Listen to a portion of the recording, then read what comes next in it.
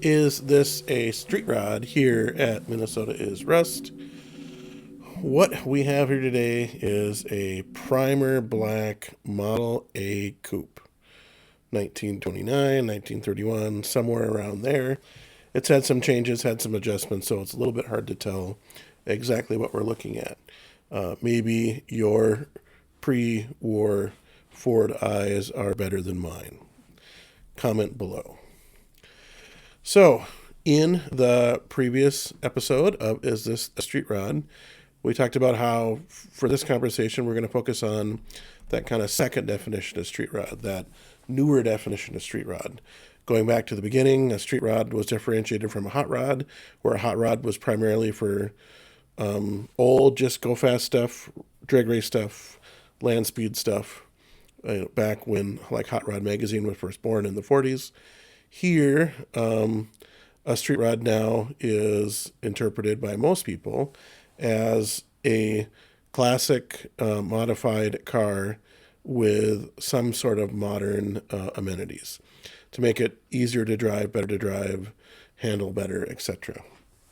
So here, I see a couple things that lead me to believe that, yes, I would indeed call this a street rod. Now remember, the owner of this vehicle considers it a street rod. So I like to either agree or disagree based on the criteria previously discussed. So here is a street rod because it's got a modern supercharged Chevy motor. So this would be either a four-cylinder or a four-cylinder. Unless somebody swapped in something shortly thereafter, there were no V8s pre-32 in a Ford, unless somebody put one in.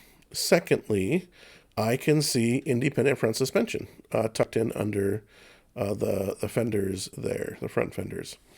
I don't know if it's a Mustang 2 or a Dodge Dakota swap or a Camaro subframe or a Volare front clip or whatever, all of the different things that people do.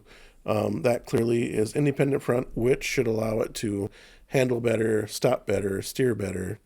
So there is your modern conveniences with the ability to have the cool old looks, but have, I'm sure it has front disc brakes and it can handle, independent front handles a little bit nicer than a straight front axle.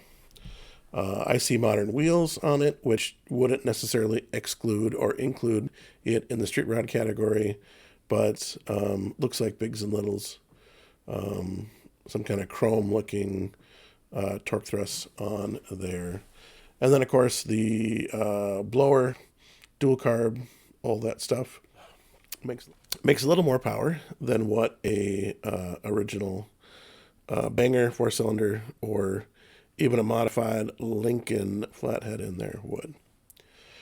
So, I mean, looking at it, it really says street rod to me. It'd be nice to see if it was, tubbed out in the back and what the interior looked like or whatnot. But just looking at this one picture from a car show, this gives us a good idea of what we're looking at here. So, is this a street rod? You betcha. Here from Minnesota is Rust.